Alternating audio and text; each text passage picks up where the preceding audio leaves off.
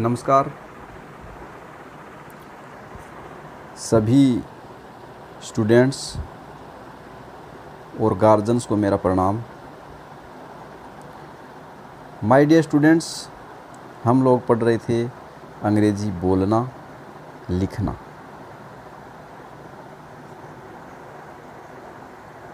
तो चलते हैं आगे, बात करते हैं अपने टॉपिक्स पर।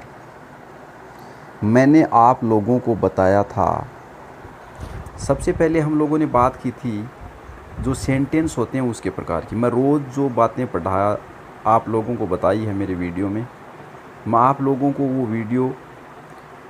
वो बातें रोज़ाना रिपीट करूँगा ताकि आप लोगों के दिमाग में आ जाए ये सब बातें। तो मैंने आप लोगों को बताया था, सबसे पहले वाक्यों के प्रकार बताए थे, काइंड्स ऑफ सेंटेंस बताए थे मैंने आप लोगों को सबसे पहले कि वाक्य होते हैं वो 4 प्रकार के होते हैं। एक नंबर का जो सेंटेंस वाक्य होता है उसको असर्टिव सेंटेंस कहते हैं, कथनवाचक, जिसके अंदर अफर्मेटिव और नेगेटिव 2 प्रकार के जो उपवाक्य हैं वो भी होते हैं। उसके बाद में इंटेरोगेटिव सेंटेंस बताया था जिसमें प्रश्नवाचक वाक्य आते हैं। उसके बाद में मैंने आप लोगों को बताया था इंटेरोगेटिव सेंटेंस बताया। उसके बाद में मैंने आप लोगों को बताया था इम्परेटिव सेंटेंस, आज्ञावाचक, जिसमें आज्ञा दी जाती है, परमिशन। उसके बाद में मैंने आप लोगों को बताया था जो एक्सक्लेमेटरी सेंटेंस है उसके बारे में, जिसमें कोई व्यक्ति अचंभा करता है, इस प्रकार से कुछ कहता है। उसके बाद में मैंने आपको महत्वपूर्ण मीनिंग्स बताई, वो आप लोगों ने सीख लिए होंगे। उसके बाद में मैंने आपको सिंपल टेंस बताए थे। सिंपल मैंने बताया था कि टेंस होते हैं वो 3 प्रकार के होते हैं, काल होते हैं, समय होता है, उनका विभाजन 3 प्रकार से किया गया है। सामान्य काल, वर्तमान काल, भूतकाल और भविष्य काल। और उसमें कोई समय विशेष में जो सामान्य क्रियाएं होती हैं उसके बारे में हम लोगों ने पढ़ लिया था, जिसके अंदर सामान्य वर्तमान काल पढ़ लिया था, सामान्य भूतकाल पढ़ लिया था, सामान्य भविष्य काल पढ़ लिया था। मैं उम्मीद करता हूं कि आप लोगों ने वो सामान्य वर्तमान काल, सामान्य भूतकाल और सामान्य भविष्य काल, तीनों जो टेंस हैं उससे संबंधित अंग्रेजी बोलना लिखना आप लोग सीख गए होंगे और पढ़ना भी आप लोग जान गए होंगे। अब मैंने आप लोगों को बताया था कि सिंपल प्रेजेंट टेंस के बारे में कि हिंदी वाक्यों के अंत में ता है, ती है, ता हूँ, ती हूँ, ते हैं शब्द आते हैं। डू और डज हेल्पिंग वर्ब्स उपयोगी होती है। डज होती है वो ही, सी, इट, और जो सिंगुलर होते हैं उनके साथ, और डू होता है वो प्लूरल्स के साथ आता है। तो ये बातें मैंने आपको बताई थी। जैसे मैं खाना खाता हूँ, आई ईट फूड, मैं खेलता हूँ, आई प्ले, मैं जाता हूँ, आई गो, मैं आता हूँ, आई कम, इस प्रकार के वाक्य थे, सब्जेक्ट प्लस वर्ब की फर्स्ट फॉर्म। उसी प्रकार सामान्य भूतकाल में या यही शब्द आ रहे थे हिंदी वाक्यों के अंत में, जैसे मैं आया, आई केम, मैं गया, आई वेंट, मैंने खाया, आई एट, मैंने लिखा, आई रोट। इस प्रकार से हिंदी वाक्यों के अंत में या, ई, ये शब्द आ रहे थे, या आ, ई, ये शब्द आ रहे थे। उसी प्रकार सामान्य भविष्य काल के अंदर गा, गे की शब्द आ रहे थे। जैसे मैं खाऊंगा, आई विल ईट, बोल सकते हैं आई विल ईट, या सेल भी आता है आई और वी के साथ, तो आई सेल ईट भी बोल सकते हैं। बोलेंगे तो आप अंग्रेज़ी बोलते समय आप आई विल ईट यूज में ले सकते हैं, क्योंकि वर्तमान की अंग्रेज़ी में ये प्रचलन में है। तो उसके बाद में मैं कहता हूँ कि मैं खेलूँगा, आई सेल प्ले, वह आएगा, he will come. Subject plus shall या विल दोनों में से एक अकॉर्डिंग टू सब्जेक्ट, और उसके बाद में की फर्स्ट फॉर्म प्लस ऑब्जेक्ट हो तो वो आगे, और कुछ भी है तो वो, जैसे कोई समय से संबंधित कोई शब्द हो या कोई और कुछ हो तो, या किसी भी टेंस में और कोई वर्ब आ रही हो जो गौण वर्ब हो और बता रहा हो वर्ब के रूप में, उसके साथ में आप टू लगा के उनको कनेक्ट कर सकते हैं। इस प्रकार का 1-2 वाक्य मैंने बताया था, लेकिन ये वाक्य हम एक बार ये पढ़ लो, उसके बाद में हम डिटेल से 1-2 लेसन अलग से करेंगे उनके, तो उसमें समझ में आ जाएगा। लेकिन सबसे पहले सभी टेंसों के स्ट्रक्चर और उनके नियम आप लोगों को आने ज़रूरी हैं। तो माय डियर स्टूडेंट, मैं उम्मीद करता हूँ कि मेरे द्वारा बताए गए जितने भी वीडियोज़ हैं वो टेंसों के बारे में, अंग्रेज़ी बोलने से संबंधित जितनी भी बातें मैंने आप लोगों को बताई हैं वो आने लग गई हैं, ये मैं मान रहा हूँ। क्या आप श्योर हैं? क्या आप भी?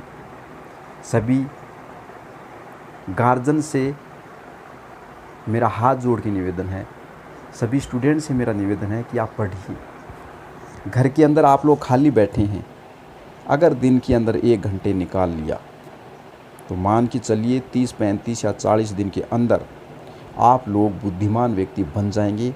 प्रत्येक सब्जेक्ट की तरफ आप लोगों की रुचि बढ़ेगी। आपका जो हीमोग्लोबिन है, HB है, वो स्टडी की ओर अग्रसर होगा। आप लोगों में पढ़ने की आदत पड़ेगी। ये मैं इस प्रकार की उम्मीद करता हूँ कि आप लोग ऐसा करेंगे। आप लोग एक जगह बैठना सीखिए, उससे लॉकडाउन का पालन भी हो जाएगा और आप लोगों के समय का जो सदुपयोग है वो भी हो जाएगा। तो माय डियर स्टूडेंट्स, मैं अब आप लोगों को आगे लेके चलता हूँ। मैंने आप लोगों को पहले जितने भी टेंस हैं, सिंपल जैसे प्रेजेंट टेंस है, पास्ट टेंस है, फ्यूचर टेंस है, उसका एक एक भाग बताया मैंने। Simple present tense, simple past tense, simple future tense. अब हम चलेंगे कंटिन्यूस पे। Simple present continuous, past continuous और फ्यूचर कंटिन्यूस, जिनके अंदर क्रियाएं जारी रहती हैं, उसको कहते हैं कंटिन्यूस। लगातार किसी समय विशेष के अंदर कोई क्रिया जारी है, जारी थी या जारी रहेगी, ये बताने के लिए कंटिन्यूस टेंस को काम में लिया जाता है। निरंतर काल भी कहते हैं उसको, लगातार काल भी कहते हैं, अपूर्ण काल भी कहते हैं, अलग अलग नाम है इसके। अब जो भी टेंस का नाम उससे पहले जोड़ देंगे वो टेंस बन जाएगा और उसकी हेल्पिंग वर्ब उसके साथ आते ही उस टेंस को पूर्णतः बता देगा। जैसे सिंपल प्रेजेंट टेंस, जैसे प्रेजेंट कंटिन्यूस टेंस, प्रेजेंट नाम आते प्रेजेंट कंटिन्यूस टेंस, पास्ट आते पास्ट कंटिन्यूस टेंस, फ्यूचर आते फ्यूचर कंटिन्यूस टेंस। ये मैंने आप लोगों को नंबर्स ऑफ टेंस के अंदर मैंने बता दी हैं कि टेंसों के कितने प्रकार होते हैं, उसके उप भाग कौन कौन से होते हैं, कितने प्रकार होते हैं, उसमें मैंने पूरी डिटेल से बताया आप लोगों को। वहाँ जाके पढ़िए, आप लोग देखिए उनको। तो मैं आप लोगों को अब बताने जा रहा हूँ present continuous tense. Present continuous tense, present means वर्तमान, कंटिन्यूस मीन्स लगातार, और टेंस मीन्स काल। वर्तमान काल के अंदर कोई क्रिया जारी है तो उसको हम अंग्रेजी में कैसे व्यक्त करेंगे, कैसी अंग्रेजी उनकी लिखेंगे, कैसी अंग्रेजी हम उसकी बोलेंगे और कैसे हम उसकी अंग्रेजी सीखेंगे। तो चलते हैं बिना देर किए, आइए हम अपने अगले कार्य पर। डियर स्टूडेंट्स, मैं इधर आपको ये दिखा रहा हूँ, देखो कि आप इसका स्क्रीनशॉट लेकर के आप उसको आसानी से लिख भी सकते हैं। इसका स्क्रीनशॉट लेके, उसकी पिक लेके या वीडियो को आप रोक करके आप इसको अंग्रेजी में सीख सकते हैं। मैं इधर बताने जा रहा हूँ आप लोगों को प्रेजेंट कंटिन्यूस टेंस। देखो इधर PRESENT प्रेजेंट कंटिन्यूस टेंस, सामान्य निरंतर काल।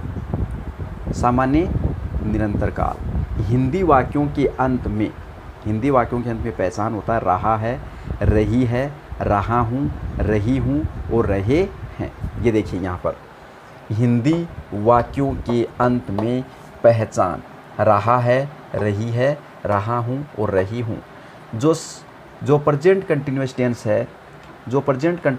है उसको प्रेजेंट प्रोग्रेसिव टेंस भी कहते हैं।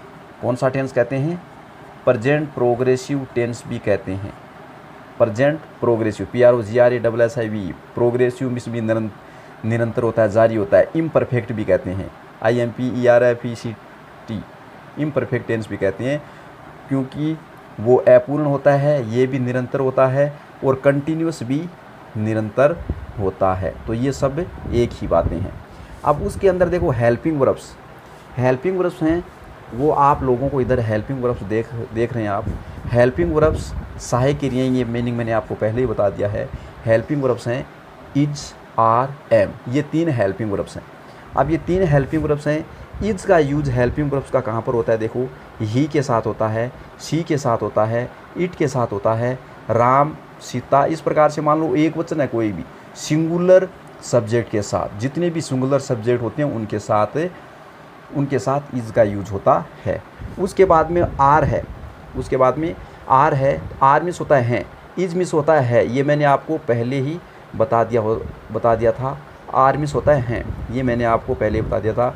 वी के साथ आता है, यू के साथ आता है, दे के साथ आता है, एंड ऑल प्लूरल सब्जेक्ट जो बहुवचन होते हैं, ऑल प्लूरल सब्जेक्ट जो बहुवचन करता होते हैं उसके साथ, जो बहुवचन करता होते हैं उसके साथ। उसके बाद में एम होता है, एम का यूज होता है वो आई के साथ आता है, एम का यूज होता है वो आई के साथ आता है।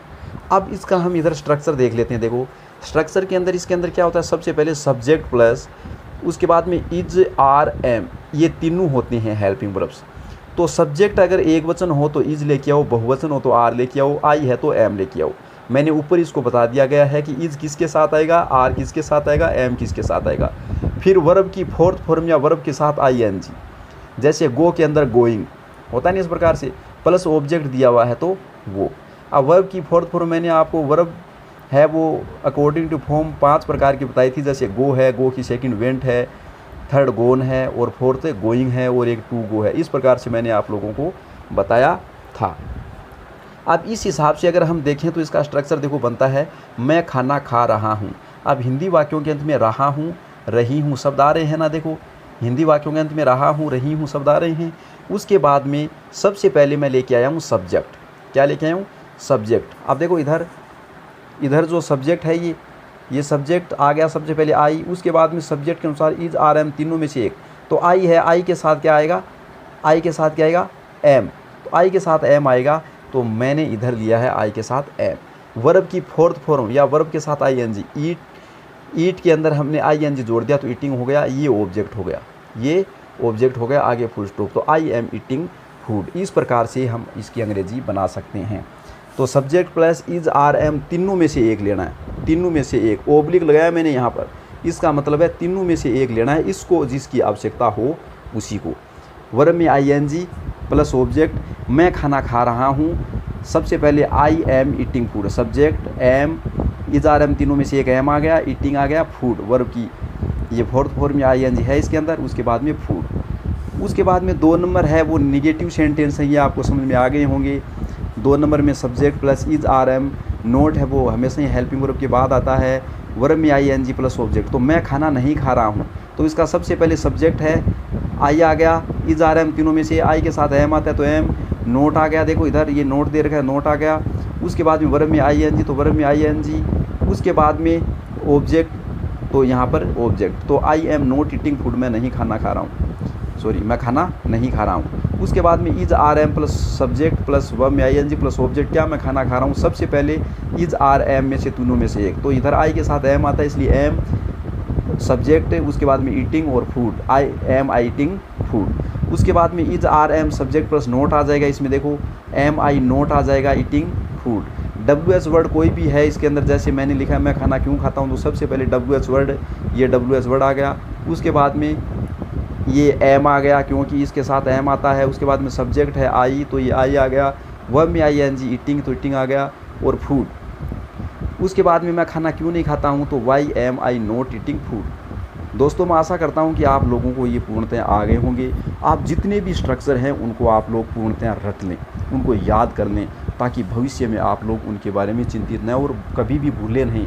इनको आप रट लोगे तो मान के चलोगा आप लोगों को अंग्रेजी आने लग जाएगी। तो आप इसका स्क्रीनशॉट भी ले सकते हैं, इसको लिख सकते हैं। अब बहुत सारे वाक्य हैं इसके अंदर, मैं विद्यालय जा रहा हूँ, तो I am going to school आ जाएगा। देखो I am going to school, मैं खाना खा रहा हूँ, आई एम ईटिंग फूड, मैं कहानी लिख रहा हूँ, I am writing a story, मैं एक पाठ पढ़ रहा हूँ, I am reading A lesson. इस प्रकार से बहुत सारे वाक्य हैं हम लोग लिख सकते हैं। उम्मीद करता हूँ कि आप लोगों को समझ में आ गया और बहुत सारे वाक्य ऐसे सैकड़ों वाक्य आप लोग बनाएंगे, सैकड़ों वाक्य बनाएंगे। इधर उधर जो भी क्रिया रहा है, रही हूँ, रहे हैं, रहा हूँ, रही हूँ से संबंधित जो अंग्रेजी है, एक जगह कुर्सी डाल के बैठ जाइए आप लोग, उस पर बैठिए और पूरी की पूरी अंग्रेजी आप लोग बनाइए, जिसके अंत में रहा है, रही हूँ, रहे हैं आ रहे हैं, चाहे वो निगेटिव हो चाहे इंट्रोगेटिव हो। कोई भी एक वाक्य के 5-6 वाक्य बनाओ, बहुत सारे 100-200 वाक्य आप लोग अफर्मेटिव सेंटेंस बनाओ, आपको समझ में आना चाहिए। और जैसे ही समझ में आ जाएगा आप लोगों की दिमाग में सेट हो जाएगा और फिर कभी आप भूलेंगे नहीं। अब मैं आगे कुछ बहुत सारे वाक्य और लिख करके आप लोगों को बताता हूँ, चलता हूँ आगे। हाँ तो स्टूडेंट चलते हैं आगे। यहाँ पर देखो मैंने लिखा है subject plus is, are, am plus verb में I N G plus object. इस इस आधार पे मैंने आपको पहले वाक्य बता दिए, आप समझ गए होंगे। इसके बाद में मैं बहुत सारे वाक्य आप लोगों को आगे और बताने जा रहा हूँ। देखो तो इसके अंदर देखो वह जा रहा है, इसके अंदर मैं सबसे पहले लेके आया हूँ सब्जेक्ट, तो सब्जेक्ट यहाँ पर ही है। उसके बाद में इज आर एम तीनों में से एक लेके आया हूँ इधर इज, क्योंकि ही के साथ इज आता है, एक वचन है इसलिए। उसके बाद में वर्ब में आई एन जी, गो के अंदर आई एन जी गोइंग हो गया, ऑब्जेक्ट इसमें है नहीं, तो वह जा रहा है, ही इज गोइंग। अब आप इस प्रकार से आप निगेटिव भी बना सकते हो, subject plus is are am plus इधर नोट आ जाता है, तो वह नहीं जा रहा है तो इसमें ही इज नोट आ जाएगा इधर, वह नहीं जा रहा है तो इधर नोट आ जाएगा। अगर पर्सनवाचक बना रहे हो तो ये इज इधर आ जाएगा, ये अगर पर्सनवाचक बना रहे हो तो इंटेरोगेटिव सेंटेंस बना रहे हो तो इज इधर आ जाएगा। क्या वह जा रहा है तो ही इज गोइंग आ जाएगा। ये बातें मैंने आपको जो सेंटेंस जो स्ट्रक्चर है उसके 2 नंबर में आपको नियम के अकॉर्डिंग बता दिए, उसको आप लोग याद कर लेना। अब इसके अंदर देखो वे जा रहे हैं, तो इधर सबसे पहले सब्जेक्ट, इधर सबसे पहले सब्जेक्ट दे है, तो मैंने यहाँ पर सब्जेक्ट लेके आ गया। उसके बाद में इज आर एम तीनों में से एक, क्योंकि दे है बहुवचन है इसलिए आर आएगा। उसके बाद में गो के अंदर आई एन जी या वर्ब की फोर्थ फॉर्म, तो गोइंग हो गया इधर, वे जा रहे हैं। अगर ऐसा होता वे नहीं जा रहे हैं तो आप लोग इधर नोट लगा देते, दे आर नोट गोइंग, इस प्रकार से। उसके बाद में अगर मान लो इधर आपको पर्सनवाचक बनाना, क्या वे जा रहे हैं, तो आर इधर आ जाता, आर इधर आ जाता, helping verb are they going आ जाता और इधर इंट्रोगेटिव मार्क लग जाता। उसके बाद में मैं आगे सभी सेंटेंस बता रहा हूँ। देखो मैं पढ़ रहा हूँ, तो आई सब्जेक्ट है, आई के साथ एम आता है, आई एम रीडिंग, मैं पढ़ रहा हूँ। हम अंग्रेजी सीख रहे हैं, वी सब्जेक्ट है, वी के साथ आर आता है, तो वी आर लर्निंग इंग्लिश है, ऑब्जेक्ट है। उसके बाद में फुल स्टॉप। मोहनी चावल पका रही है, तो मोहनी इज कुकिंग फूड, मोहनी है वो एक वचन है, सिंगुलर है, उसके साथ में इज है, वो हेल्पिंग वर्ब आई, इज आर एम तीनों में से एक।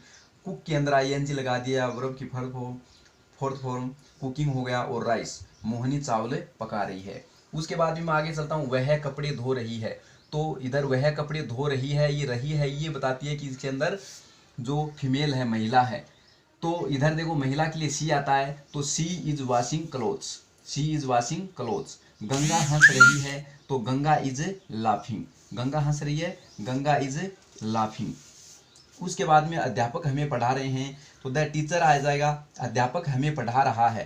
देखो अध्यापक हमें पढ़ा रहा है, इसका एक वचन है ये इधर, तो द टीचर आ जाएगा एक वचन के साथ, इज और टीचिंग अस मीन्स हमें, तो the teacher is teaching us. वह मंदिर नहीं जा रहा है, तो इसके अंदर देखो मैंने निगेटिव सेंटेंस बताया, ध्यान रखना है, यहाँ पर निगेटिव सेंटेंस लिखा है मैंने यहाँ पर 2 नंबर स्ट्रक्चर का। आप लोग 3 नंबर का, 4 नंबर का, 5 नंबर का, 6 नंबर का जो नियम के अकॉर्डिंग आप बना सकते हैं। जैसे वह मंदिर जा रहा है, वह मंदिर नहीं जा रहा है, क्या वह मंदिर जा रहा है, क्या वह मंदिर नहीं जा रहा है, वह मंदिर क्यों जा रहा है, वह मंदिर क्यों नहीं जा रहा है, इस प्रकार से आप बना सकते हैं। उसके अंदर देखो मैंने बनाया ही इज नोट, ही के साथ इज आता है, उसके बाद में है नोट और गोइंग टू टेम्पल। मैं एक कहानी लिख रहा हूँ, तो आई इधर सब्जेक्ट है, I am writing a story. वह मेरी तरफ देख रहा है, तो ही सब्जेक्ट इज एक वचन, हेल्पिंग वर्ब लेके आएंगे, लुकिंग एट ए मी। अब ये एट है, ये प्रीपोजिशन है, मैंने आपको पहले प्रीपोजिशन है वो बताइए कि किसी की तरफ देखते हैं या कोई पास में वस्तु है, तो इसके लिए हमें एट काम में लेते हैं। तो he is looking at a me, at का मतलब होता है की तरफ। उसके बाद में वह बस का इंतजार कर रहा है, वह बस का इंतजार कर रहा है, तो ही इज वेट मीन्स इंतजार करना, फॉर द बस, बस का इंतजार कर रहा है। आपकी चाय ठंडी हो रही है, आपकी, योर मीन्स आपका या आपकी, टी मीन्स चाय, इज मीन्स है, गेटिंग मीन्स हो रही है, गेट मीन्स होना होता है, कोल्ड मीन्स ठंडी, आपकी चाय ठंडी हो रही है। ममता और मुस्कान टीवी देख रही हैं, तो यहाँ पर देखो बहुवचन है, ये 2 हो गया, ममता और मुस्कान 2 हो गया, तो 2 या 2 से अधिक हो तो वो प्लूरल होते हैं, बहुवचन होते हैं। तो ममता एंड मुस्कान आर आएगा, इसीलिए इज नहीं आएगा यहाँ पर, आर वाचिंग टीवी। बच्चे दौड़ रहे हैं, the children are running, the children are running, बहुवचन है बच्चे इसलिए आर आएगा। बच्चा चिल्ला रहा है, अब यहाँ पर देखो बच्चा एक वचन है इसलिए बच्चा चिल्ला रहा है, तो इज आएगा, द चाइल्ड इज क्राइंग, बच्चा चिल्ला रहा है। भावना हंस रही है, ये वाक्य पहले भी ऊपर आ गया था, भावना हंस रही है, भावना इज लाफिंग। मैं कक्षा 8 में पढ़ रहा हूँ, तो I am reading in 8th class, मैं कक्षा 8 में पढ़ रहा हूँ। पिताजी यहाँ आ रहे हैं, तो the father is coming here, the father यहाँ पर एक वचन है, इज मीन्स है, कमिंग मीन्स आ रहे, और हे मीन्स यहाँ, तो पिताजी यहाँ आ रहे हैं। तो इस प्रकार से मैं समझता हूँ कि आप बहुत सारे वाक्य हैं वो आप लोग समझ गए होंगे। इस प्रकार से आप लोग बहुत सारे वाक्य बना सकते हैं। आप एक जगह बैठना, जिन हिंदी वाक्यों के अंत में रहा है, रही है, रहे हैं, रहा हूँ, रही हूँ शब्द आ रहे हैं, उनकी आप अंग्रेजी बनाइए सब वाक्यों की। उसके निगेटिव, इंटेरोगेटिव निगेटिव सेंटेंस बनाइए बहुत सारे। जैसे मैंने बताया था कि मैं आ रहा हूँ, आई एम कमिंग, मैं नहीं आ रहा हूँ, नहीं आ रहा हूँ, आई एम नॉट कमिंग, क्या मैं आ रहा हूँ, एम आई कमिंग, क्या मैं नहीं आ रहा हूँ, एम आई नॉट कमिंग, मैं कब आ रहा हूँ, तो वेन एम आई कमिंग। इस प्रकार से आप लोग बहुत सारे वाक्य बना सकते हैं। तो आप लोग, मैंने आपको 3 टेंसों के प्रत्येक के जो सिंपल थे वो बता दिए। अब मैं कंटिन्यूस में आ गया हूँ और वर्तमान की कंटिन्यूस की क्रियाएं हैं वो भी मैंने टेंस आप लोगों को बता दिया है। जो वर्तमान में कंटिन्यूस, जो किसी समय विशेष के अंदर क्रिया जारी है और जो वर्तमान समय के अंदर जारी है, जैसे रहा हूँ, रही हूँ, रहे हैं, रहा हूँ, रही हूँ, ये शब्द आ रहे हैं। अब इसके अंदर आप लोगों को मैंने है, था और गा पहले ही बताया था कि है की कैटेगरी के जितने भी हैं वो प्रेजेंट टेंस में आएंगे, था थे की कैटेगरी में जितने भी हैं वो पास्ट टेंस में आएंगे, और गागे की कैटेगरी में हैं वो सब फ्यूचर टेंस में आएंगे। ये मैंने आप लोगों को पहले ही बता दिया था है, था, गा के बारे में। तो इसलिए मैं आप लोगों को जाते जाते यही कहना चाहूँगा कि आप लोग अगर मेरे यूट्यूब चैनल पे पहली बार आ रहे हैं या पहली बार देख रहे हैं तो मेरे यूट्यूब चैनल को सब्सक्राइब कर घंटी के बटन को ज़रूर दबाना, वीडियो को लाइक करना, शेयर करना, क्योंकि आप लोग हैं तो हम हैं। आप लोगों का आशीर्वाद हमारे लिए बहुत ज़रूरी है। आप अपने बच्चों को घर में पढ़ाएंगे ऐसी उम्मीद हम करते हैं। मैं जाते जाते आप लोगों को कुछ कहना चाहूँगा कि पहुँच गई है गिनती हज़ारों में, कि पहुँच गई है गिनती हज़ारों में, इसे लाख मत होने दो, कि पहुँच गई है गिनती हज़ारों में, इसे लाख मत होने दो, रुक जाओ अपने घरों में, मेरे भारत को या हमारे भारत को राख मत होने दो। तो उम्मीद करता हूँ कि लॉकडाउन का पालन करेंगे, घर में रहेंगे, सुरक्षित रहेंगे। सभी अभिभावक, सभी मेरे स्टूडेंट्स को मेरा जय भीम, जय भारत, मेरा हिंदुस्तान जिंदाबाद है, जिंदाबाद था और जिंदाबाद रहेगा। इसी आशा के साथ आज्ञा लेता हूँ। जय हिंद, जय भारत।